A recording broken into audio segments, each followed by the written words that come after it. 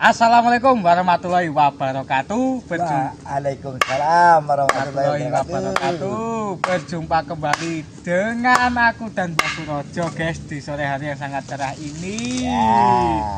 Nah, iki Mbak Surojo masih meceli kayu, guys. Belai blarak garing.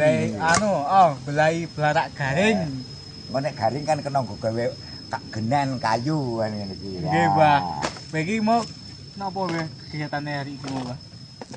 Kegiatane hari iki mau ngerampungke ndangir kae. Nggih. Terus bar ndangir kae terus bar salat lur aku mrene meneh ngresiki sing nang sebelah Blumbang terus saiki iki nyigari kayu. Nggih. Kuwi lha iki nyigari kayu.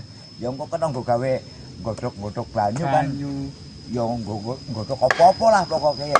Masak, godhog banyu wis nggo apa wae, Mbah ya. Iya wong trek ya ling godhog banyu genah ide nang luweng. Ngene kuwi wis godhog banyune. Nang luweng ngene iki. Oh iya, Mbah, iki arep takon, Mbah. Ya takon piye. Fungsi tetangga dan bermasyarakat itu pripun, Mbah? Oh. Heeh, Mbah. Mbah aku iki yo takone jan tapi yo gak apa lah, Mbah yo. Ya ora apa-apa. Kuwi pancen iya. Lah kuwi kaya ngono le. Sing jenenge fungsi tetangga bermasyarakat kuwi maksude kuwi cara jaman nalika biyen ngilingake jaman biyen. Nggih. Tetangga kuwi mau awake dhewe mengikuti tata caraning tangga rembug pitung musyawarah.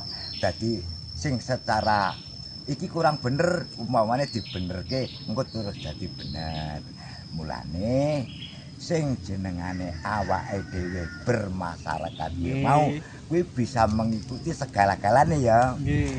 Jadi terus tembung ana sedulur asli dadi wong liya iso juga. Nggih. Wong liya dadi sedulur kandung iso juga. Misale umpamane. Misale pripun niku? Misale umpamane kok kaya awake dhewe kaya mbah iki umpamane ya. Nggih. Sedulure sugih-sugih duwe puso duwe sedan ya. Nggih. Tapi kan adohe nang Jawa Jawa. umpamane apa Nggih. nang endi ngono ya. Nggih. Lah kuwi sewektu saat mbah iki eneng musibah apa emange kon moro-moro ngabari sedulur sing nang Jawa kan enggak to. Enggak. Kanan kiri depan belakang kuwi sing jenengane wong liya dadi sedulur kandung. Nggih. Anak sedulur kandung menjadi orang lain kuwi kaya ngono kuwi. Lah banyaknya Mbah kira-kira ya syukur-syukur semuanya tapi ada batasnya. Nggih, Mbah.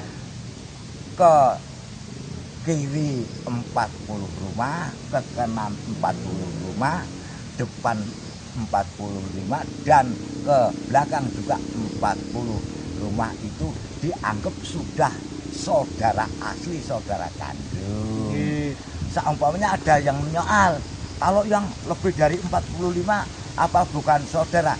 Ya saudara. Tapi ini dengan yang sudah saya alami itu 45 dari rumah 40 rumah dari rumah saya. Nggih. Jauhnya itu menjadi saudara kandung kita. Nggih, Mbah. Ngono kuwi nek cara mbah kuwi kaya ngono kuwi.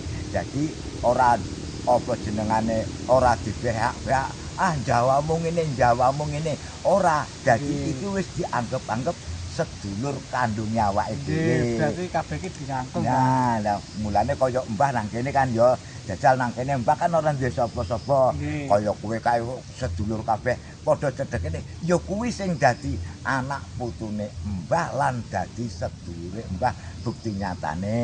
Nggih. Ora mbah ora perintah moro-moro kowe nyekel pacul kae ngresiki kono kae. Nggih. Lah iku kan wis padha karo putune asli putune mbah dhewe kan ngono Nggih, kuwi. Mbah. Malah sing putune asli nang Jawa ora weruh gambare Ya, iya. wong adoh kan Adoh, ngono kuwi. Mbah. Kono arep mrene mestine ya menelan biaya gedhi. Nggih. Kene arep mrono ora duwe sangu. Dadi isine ya mung piye Mbah kabare kan ora weruh beradaban. Lah aku karo kowe kan Berhadapan. berhadapan. Yo Betul. inilah yang menjadi cucuku yang asli. Nggih, Pak. Kan ngono kuwi. Kuwi sing jenengane bermasyarakat utawane tetangga. Tetangga. Dadi awake dhewe wis istilah iki serumasa bermasyarakat. Aja kaya pentil.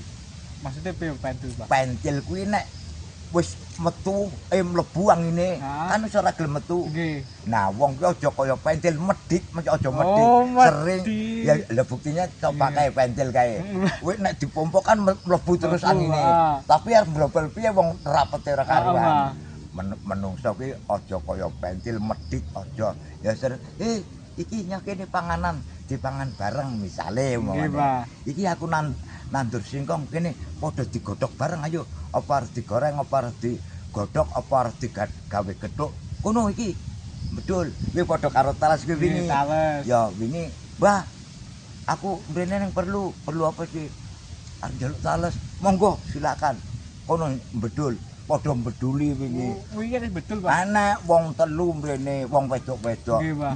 Betul kono. Oleh aku, oleh. Njaluk oleh. Tapi yo istilah iki mung njaluk. Lah, Wah. kono takon gawa sing akeh tibake sing bedul wonge isin mestine kurang gawa sethithik iya. Ya tapi nek sethithik nek digodhog ya wis marem kan. Nggih, ngono Mbah. kuwi. Kayak tahu sitono kanu, Mbah.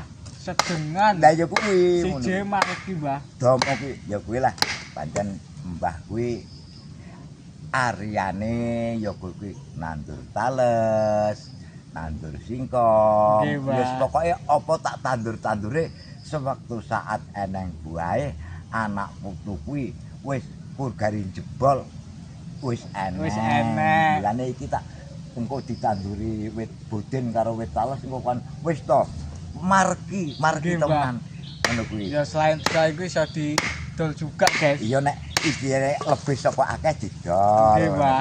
Tapi nek istilah iki mung ora sepiro ya cukup nggo gawe awake dhewe kan ngono kuwi. Nggih. Nah, Kuwi. begitu loh, guys.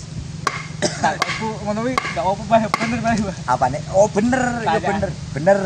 Kuwi kudune pancen bocah nom kudune takon karo wong tuwa Nggih. sing secara cara-cara soale kabeh-kabeh kan arep menjalani rumah tangga. Nggih, Mbah. Mumpung urung rumah tangga, apa salahnya kita tanya sama orang tua yang sudah berumah Rumah tangga. tangga. Kuwi bener kuwi tak bener nih. Tata carane fungsine wong rumah tangga antarane curhat padha karo bermasyarakat kepiye.